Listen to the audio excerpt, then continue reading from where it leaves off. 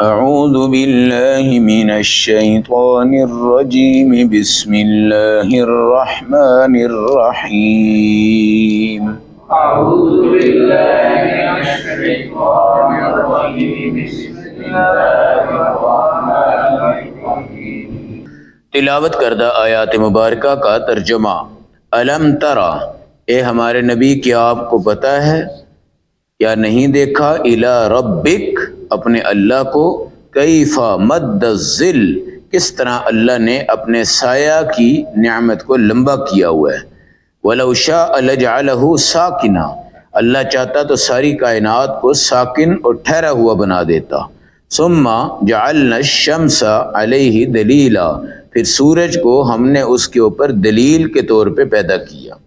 ثم قبضناہ الینا قبضا یسیرا، پھر ہم اس سورج کو اور اس سورج کے سائے کو اپنے پاس لپیٹ کے رکھتے ہیں۔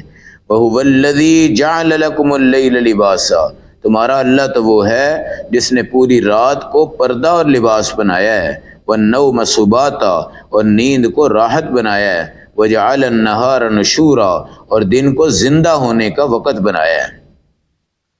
آیت نمبر 45، 46، 47، پارہ نمبر 19 سورۃ الفرقان۔ اللہ کی نعمتوں میں ایک نعمت ہے سایہ۔ جب آپ دھوپ میں ہو، شدید ترین گرمی میں ہو، اور ایک بیابان میں آپ چل رہے ہوں، تو آپ کی تلاش ہوتی ہے کوئی ایسا درخت مل جائے، کوئی ایسی چٹان مل جائے، کوئی ایسا پہاڑ مل جائے، کوئی ایسی دیوار اور چھت مل جائے جہاں ہمیں سایہ نصیب ہو جائے۔ اور وہ سایہ جب آپ کو نصیب ہوتا ہے تو آپ کے جسم کے اوپر اللہ رب العزت کتنا سکون اور طمانینت آپ کو عطا کرتے ہیں۔ نعمت کی قدردانی کرنے والا چھوٹے سے سائے کو بھی حاصل کر لے تو بہت بڑی نعمت ہوتی ہے۔ یاد رکھیے گا، نبی کریم صلی اللہ علیہ وسلم بھی جب ہجرت کے سفر میں تھے تو سیدنا صدیق ابوبکر کہنے لگے، اتنی گرمی تھی کہ میں سوچ رہا تھا کہیں سائے کی جگہ مل جائے، تو میں اپنے حبیب صلی اللہ علیہ وسلم کو ایک چٹان کے سائے میں لے گیا، اور وہاں رسول اللہ صلی اللہ علیہ وسلم میری گود میں آرام فرمانے لگے۔ یہ دھوپ ہی اگر ہوتی تو بندہ مسل کے ختم ہو جاتا۔ اللہ نے دھوپ کا ایک وقت رکھا ہے اور دھوپ چلایا ہے، سورج متحرک ہوتا ہے۔ آپ نے حضرت ابو ذر سے پوچھا، تجھے پتہ ہے کہ سورج کہاں جاتا ہے؟ کہا اللہ کے رسول، اللہ اور اس کے رسول ہی جانتے ہیں۔ آپ نے فرمایا کہ شام کو واپس لوٹتا ہے، اللہ کے عرش کے نیچے جا کے سجدہ کرتا ہے کہ یا اللہ، تیرا شکر ہے کہ تو نے مجھے روشن بنایا ہے اور ساری کائنات کو میرے ذریعے نفع حاصل ہوا ہے۔ یہ روزانہ اپنے رب کو سجدہ کرتا ہے اور عاجزی کرتا ہے۔ یہ بات یاد رکھیں، سورج کبھی غائب نہیں ہوتا، چاند بھی کبھی غائب، ستارے بھی کبھی غائب نہیں ہوتے۔ ہم تو سمجھتے ہیں سورج چلا گیا، بھائی کہاں چلا گیا ہے؟ اللہ نے اس پہ ایک پردہ ڈال دیا اور اس کو سمیٹ کے اللہ نے رکھ دیا ہے۔ جب میرا اللہ پردہ ہٹاتا ہے تو پوری کائنات میں ایک سورج ہے، دو سورج نہیں ہے۔ پوری کائنات میں ایک سورج ہے، دو سورج نہیں ہے۔ ایک سورج پوری کائنات کو کیا کرتا ہے؟ روشن کرتا ہے۔ آپ جون میں دیکھ لیں، جولائی میں دیکھ لیں، مئی کے مہینوں میں دیکھ لیں، سورج آپ کے قریب آتا ہے تو آپ کی گرمی میں، درجہ حرارت میں کس شدت کا خوبصورت قسم کا ایک نظام ہوتا ہے۔ لیکن لوگ سمجھتے ہیں یار بڑی مصیبت میں ہیں۔ یاد رکھیے گا، یہ گرمی، یہ پسینہ، یہ سورج کا قریب آ کے لگ جانا، یہ آپ کے جسم کی ہزاروں تکلیفوں کا علاج ہے۔ وٹامن ڈی اگر آپ دنیا میں اس وقت لے سکتے ہیں تو صرف سورج سے لے سکتے ہیں۔ اس لیے ہمارے نبی نے فرمایا، یا سائے میں بیٹھو یا سورج میں بیٹھو، یہ نہیں کہ آدھے سائے میں بیٹھو آدھے سورج میں بیٹھو۔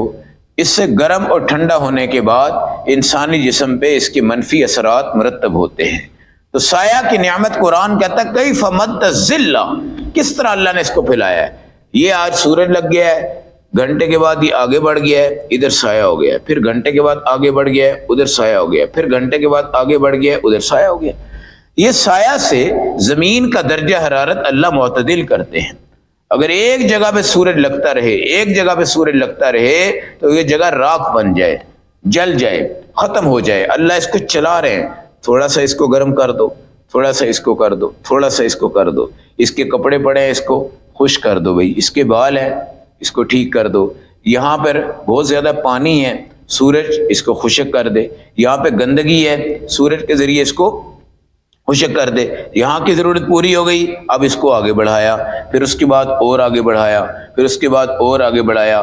یہ شکر ادا کرو ہمارے ہاں چاروں موسم ہیں اس پاکستان میں، اور جہاں سورج 6 مہینے نہیں نکلتا، 6 مہینے نکلتا ہے، وہ بھی ایک دنیا ہے، وہ بھی کائنات ہے، مگر ہمارا نظام شمسی جو ہے یہ اللہ کی بہت بڑی نعمت ہے۔ والشمس تجری لمستقر لہا، سورج اپنی اپنی جگہ پہ چلتا ہے، قیامت سے آج تک چل رہا ہے، قیامت تک چلے گا، اور جنت کے اندر بھی ہوگا، یہ والا نہیں، وہ جنت کا ہوگا، اس کی روشنی کیا ہے وہ وہاں دیکھیں گے، وہاں کا آسمان بھی ہے، وہاں کی زمین بھی ہے، البتہ وہاں کا 24 گھنٹے کا موسم ایسے ہے جیسے فجر کے بعد کا موسم ہوتا ہے۔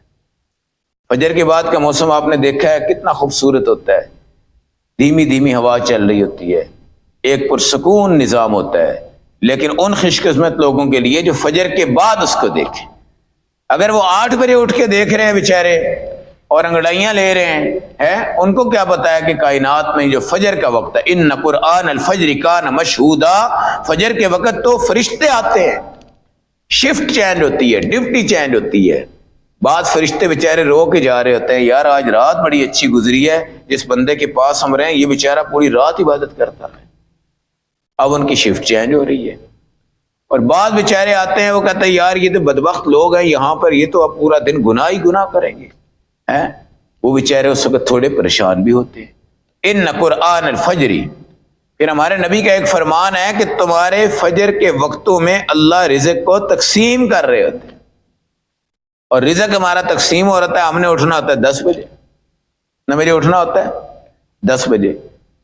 اصل جو ٹائم ہے تجارت کا، اصل جو ٹائم ہے بزنس کا، آپ نماز پڑھ لیں، نماز کے بعد آپ اشراق پڑھ لیں، اشراق کے بعد آپ بزنس کریں، اور عصر کے وقت اپنے بزنس کو کلوز کر دیں، یہ شرعی تجارت کا ٹائم ہے۔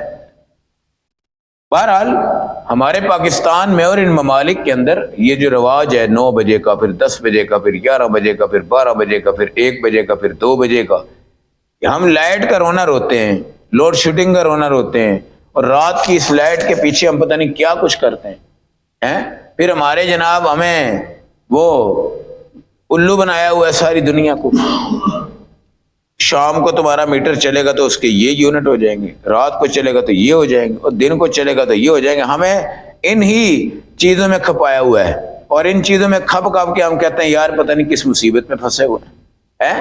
تو اللہ کے سورج کی قدر کوئی نہیں کرتا، جو فری ہوتی ہے نا، فری چیز، اس کی طرف لوگ نہیں متوجہ ہوتے۔ یہ منرل واٹر لے لیں گے اپنے گھر میں رکھ دیں گے، یہ بوتل لے کے جائیں گے، جناب کیا ہے جی فلاں نیسلے کا ہے، اس کا ہے، تیسرے کا، تیسرے کا، یہ جو خالص پانی اللہ نے ہمیں قدرتی دیا ہے یہ ہم نہیں استعمال کرتے، اگر کرتے بھی ہیں تو اس کی وہ وقت ہماری نظروں میں نہیں ہوتی، جو کہ فلٹر لگاؤ اور نیچے تک یہ ہو اور وہ ہو اور فلاں ہو اور فلاں کمپنی کا ہو، فلاں ہو فلاں ہو، ہر طرف سے ہوتا ہے۔ میرے بھائی غریب جو بیچارے ہوتے ہیں، غریب جو ہوتے ہیں، بلوچستان میں جاؤ جہاں پہ پانی کی مشکلات ہیں، وہ بیچارے کس طرح پانی پیتے ہیں، یہ جو ابھی سیلاب آیا تھا، خدا کی قسم مینڈک والا پانی لوگ پیتے رہے، لوگ پیتے رہے، ان کو وہ بھی ہضم ہوتا رہا ہے۔ تو سایہ اللہ کی نعمت ہے، سایہ اللہ کی نعمت ہے، دھوپ بھی اللہ کی نعمت ہے، سایہ آپ کے جسم کو معتدل کرتا ہے، دھوپ بھی آپ کے جسم کو معتدل کرتی ہے، اور یہ دھوپ کا نظام اللہ نے بقدر ضرورت رکھا ہوا ہے۔ آج کل ہم کیا کہتے ہیں مشین لے کے آؤ جو کپڑے استری بھی کر دے، خشک بھی کر دے، اور خدا کے بندو اپنی عورتوں کو کیا کرو گے؟ بھائی یہ جو دھوپ اللہ نے لگائی ہے، ہماری 10 مرلے کی چھت ہے، اس کے اوپر اگر 20 سوٹ ہم رکھ دیتے ہیں تو کیا وہ خشک نہیں ہو سکتے؟ اب مشین چل رہی ہے جناب، خشک ہو رہی ہے، وہ جو نچوڑنے والا سلسلہ ہے ہمارا، عورتیں تھوڑے مل مل کرتی ہیں، وہ بھی مشین میں پڑا ہوا ہے، نچڑ بھی وہاں پہ رہا ہے، خشک بھی وہاں پہ ہو رہا ہے، استری بھی وہاں پہ ہو رہا ہے، اور آپ کے سامنے آ رہا ہے، یہ پکڑے جناب۔ وہ عورت اعصاب کی مریض بن گئی، آج اس کی محنت اور مشقت میں ہزاروں بیماریاں شامل ہو چکی ہیں۔ پہلے دور میں صابن بھی گھر میں بناتے تھے، کڑھائی میں صابن بنتا تھا اور ڈنڈے جناب مارتے تھے کپڑوں کے اوپر اور اس کو پھر دھوتے تھے، اور مطلب بوڑھی ہماری دادیاں کپڑے دھوتی تھی۔ آج ہماری جوان بچی ہو نا 20-22 سال کی، کہتی مجھ سے نہیں کپڑے دھلتے، مشین لاؤ، ایسی لاؤ جو استری کرے، ایسی لاؤ جو پریس کر کے باہر دے دے۔ یہ دھوپ کی کتنی بڑی ناقدری ہے کہ ہم کپڑے خشک نہیں کرتے دھوپ میں، نظام خشک نہیں کرتے دھوپ میں، اس لیے یہ دھوپ لگانی چاہیے۔ دھوپ بہت ضروری ہے، خاص طور پہ جب صبح سورج اپنی کرنیں لیتا ہے نا، آپ اس وقت سورج کے سامنے آئیں اور اپنے ناک سے سانس لیں، منہ اپنا بند رکھ کے اپنے ناک سے وہ سورج کی شعاؤں کی جو حرارت آپ کو نظر آ رہی ہے نا وہ حاصل کریں۔ انشاءاللہ ہڈیاں جوڑ آپ کے اس دھوپ سے کیا ہوں گے؟ بچیں گے۔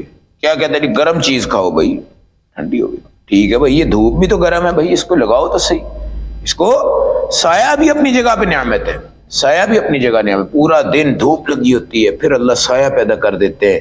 وہ جو علاقہ ہمارا گرم ہوا ہوتا ہے نا، اللہ اس کو پھر معتدل کر دیتے ہیں، اور اس زمین پہ ہمارا سونا ممکن ہوتا ہے، اس کمرے میں ہمارا بیٹھنا ممکن ہوتا ہے۔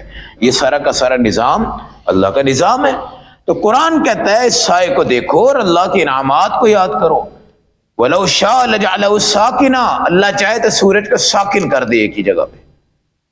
جب ایک جگہ سورج ساکن ہو جائے گا تو جس کی دھوپ لگ رہی ہے وہاں لگتی رہے گی، جس کا سایہ ہے وہ پوری قیامت تک سایہ ہی رہنا ہے، اور جس کی دھوپ ہے وہ دھوپ ہی رہنی ہے جی، وہ جل کے خاک ہو جائے گا اور یہ ٹھنڈک میں بیچارہ اللہ کو پیارا ہو جائے گا۔ تو سورج کو متحرک بنایا ہے، سورج چلتا ہے، سورج اپنی گردش پوری کرتا ہے، سورج دائیں بائیں پوری دنیا کو کیا کرتا ہے؟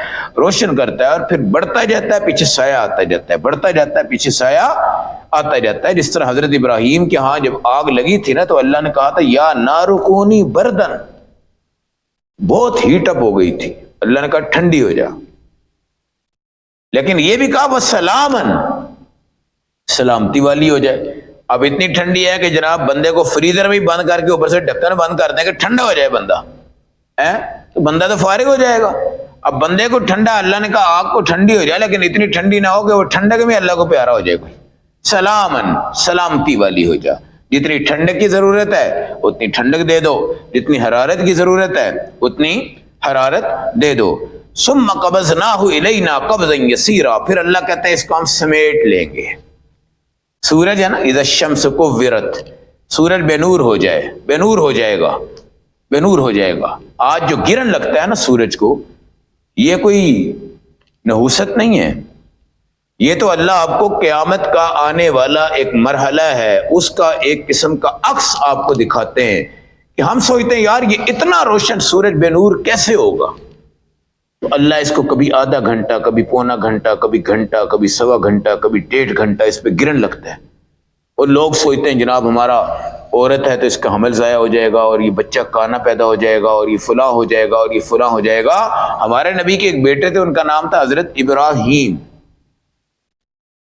آپ کی ایک باندی تھی، ان کا نام تھا ماریہ قبطیہ، ماریہ، ان کے پیٹ سے جو بچے پیدا ہوئے ان کا نام کیا تھا حضرت؟ آپ ان کو ایک گاؤں میں ایک لوہار تھا جو لوہے کا کام کرتا تھا، تو اس کے گھر آپ نے چھوڑ دیا کہ تمہاری بیوی اس کو دودھ پلائے، کیونکہ عرب کے اندر دیہاتوں میں دودھ پلواتے تھے تاکہ وہاں کی فضا بھی ملے اور وہاں کی لغت اور جو لینگویج ہے وہ ہمیں نصیب ہو۔ وہ خالص زبان تھی۔ ہمارے نبی تقریباً 1.25 سال کے بعد گئے تو صحابی آپ کے ساتھ تھے، وہ دوڑ کر گئے، انہوں نے لوہار سے کہا یار یہ پھونکنا بند کر دو، دھواں نہ اٹھاؤ، اللہ کے رسول آ رہے ہیں۔ خیر اس نے بھٹی بند کی اور سیٹنگ کر کے اللہ کے نبی کا استقبال کیا۔ پھر ہمارے نبی نے وہ اپنا بچہ دودھ پلوانا یہاں دیا تھا، آپ نے اس کو ایسے ہاتھوں میں اٹھایا اور اس کو اٹھا کے پیار کرنے لگے تو وہ اللہ کو پیارا ہو گیا۔ اب لوگ باہر باتیں کر رہے ہیں، عورتیں او سورج گرنے لگ گیا، بچہ فوت ہو گیا، سورج گرنے لگا ہوا تھا بچہ، تو ہمارے نبی نے فرمایا ان الشمس والقمر آیتان من آیات اللہ لا ينکسفان لموت احد ولا لحیاتہ، اور یہ اللہ کی نشانی ہے بھائی، یہ موت اور حیات کا ذریعہ نہیں ہے۔ سورج گرہن جب آئے تو ہمارے نبی نے فرمایا اللہ کی طرف تم نے متوجہ ہو جانا ہے. بس استغفر اللہ پڑھو، درود شریف پڑھو، قرآن کی تلاوت کرو، نماز شروع کر دو، نوافل شروع کر دو. گھنٹہ ہے تو گھنٹہ مصروف رہو، آدھا گھنٹہ ہے تو آدھا گھنٹہ مصروف رہو، 20 منٹ ہے تو 20 منٹ، جب تک گرن لگا ہوا ہے آپ نے اللہ کی یاد میں لگے رہنا ہے. چاہے بچہ ہو، جوان ہو، بوڑھا ہو، مگر یہ کسی کو نقصان نہیں دیتا، کسی کو نقصان نہیں دیتا. آج اللہ اس کو سمیٹ لیں گے اور قیامت قائم ہوگی اور سورج بے نور ہو جائے گا. اب بتائیں یہ جب وہ کالے بادل آتے ہیں نا، کالے بادل دن کو، تو کس طرح ایک دم سے وہ روشنی مدھم ہو جاتی ہے اور ہماری گلیوں میں ایسے لگتا ہے جیسے رات قریب آ گئی. تو جب یہ سورج بجھ جائے گا تو بھائی دنیا کائنات بے نور ہو جائے گی. کیا ہو جائے گی؟ بے نور ہو جائے گی. اس وقت سورج آپ کے چہرے کی چمک دیتا ہے. لوگ کہتے ہیں نا ہم کریم لگاتے ہیں، نہیں، یہ آپ سورج کی شعاعیں اپنے آپ کو لگنے دیں، انشاءاللہ آپ کی جلد پر خوبصورت قسم کے اس کے اثرات کیا ہوتے ہیں؟ مرتب ہوتے ہیں. اور قرآن کہتا ہے وہ اللہ جس نے تمہاری رات کو لباس بنایا ہے، لباس بنایا ہے. دیکھیں یہ جو لائٹ آپ کی جلتی ہے، آپ اس کو بند کر دیتے ہیں، پھر جو آپ کی آنکھ کھلی ہے اس ٹائم آپ کو آنکھیں بند کرو یار، آپ 1 منٹ کرو گے، کہیں نہیں یار بس میں نے کھول لی، میں تنگ ہو گیا ہوں. ٹھیک ہے جی، ہم کہیں یار کھولے رکھو ذرا 10 منٹ، ان کو کیا رکھو؟ کھولے رکھو. وہ کہے گا او مجھے تو مرچیں لگ رہی ہیں، مجھے تو ٹھنڈک لگ رہی ہے، میں ان کو کھول بھی نہیں سکتا، میں ان کو بند بھی لمبا نہیں کر سکتا. لیکن رات ہے، اللہ نے یہ پردہ اٹھا کے بچھا دیا، 6-8 گھنٹے آپ کی آنکھ لگی ہے، بالکل بند ہے، کوئی مسئلہ نہیں ہے، اور سکون آ گیا، لباس تمہارا بن گیا ہے. بیوی آپ کے پاس ہے، میاں اور بیوی کی ایک ازدواجی تعلقات کا قیام ہے، اور خوبصورت قسم کے نظام معاش کی بھی ایک مثال ہے، اور بہترین نظام. پوری رات میں ایک خوبصورت سکون ہے، ایک سناٹا چھایا ہوتا ہے، اور اللہ رب العزت ساری کائنات کو سلا چکے ہوتے ہیں. اس وقت سلا چکے ہوتے ہیں، ساری کائنات سو رہی ہوتی ہے، ایک وقت پہ وہ اٹھتا ہے. 6 گھنٹے 7 گھنٹے کی نیند کرنا میڈیکلی طور پہ ضروری ہے. 8 گھنٹے کی نیند مل جائے تو سب سے اعلیٰ ہے. بچوں کو 10 گھنٹے 11 گھنٹے کی نیند ضروری دینی چاہیے، 12 گھنٹے کی نیند بچوں کو دینی چاہیے، تب جا کے بچے معتدل ہوتے ہیں. اگر بچہ ہمارا رات کو 11 بجے سوتا ہے اور صبح ہم 6 بجے اٹھاتے ہیں، چل بھائی اٹھ اسکول کا ٹائم ہو گیا، ادھر سے آیا چل بھائی ٹیوشن، ادھر سے آیا چلو بھائی کام کرو، یہ کرو وہ کرو، وہ بچہ 6 گھنٹے بھی نیند نہیں کر پا رہا ہوتا، اس کی ذہنی صلاحیت بھی تباہ ہو جاتی ہے اور اس کا جسمانی نظام بھی کیا ہوتا ہے؟ تباہ ہو جاتا ہے. تو 8 گھنٹے کم از کم بچوں کو نیند لازماً کرنی چاہیے، 8 گھنٹے کی پکی نیند. 8 گھنٹے کا مطلب ہے بچے کو 9 گھنٹے سلاؤ، 1 گھنٹہ اس کی نیند آنے میں بیچارے کے لگ جائے گا، اور 8 گھنٹے وہ پرسکون طریقے سے کیا ہو؟ سو جائے. اب رات کو اگر وہ 9 بجے سوتا ہے، صبح آپ اس کو 6 بجے اٹھا دیتے ہیں، الحمدللہ معتدل ٹائم ہے، فجر کا بھی ٹائم ہے، بہترین ٹائم ہے. وہ 6 بجے اٹھ کے 7:30 بجے اسکول جائے گا، تو 1.5 گھنٹے میں اگر وہ نماز پڑھتا ہے، اس کو ادھر ادھر چل کے واک ہوتی ہے، پھر اس کی ایک بھوک لگتی ہے، وہ اپنی طلب سے روٹی کھا کے جاتا ہے. اب اگر وہ روٹی کھا کے نہیں جا رہا اور ناشتہ کر کے نہیں جا رہا، اور کیا ایسے بیچارہ آنکھیں ملتے ملتے جا رہا ہے، چلو جاؤ جی، بس ماں باپ بھی کہتے ہیں دھکا لگاؤ یار کسی طرح یہ نکلے کیونکہ سکول چھٹی نہ ہو جائے. اب وہ بیچارہ چلا تو گیا، اب کیا ہوا، اس کو 2 سال کے بعد اینک لگ گئی. بھائی اینک کیوں لگی ہے؟ کہ یہ صبح کا ناشتہ نہیں کرتا. یہ سب سے بڑی ہماری حماقت ہے. بچے کو صبح کے ناشتے میں سمجھوتا مت کرو، صبح کا ناشتہ بچے کو ہر صورت میں دے کے رکھو.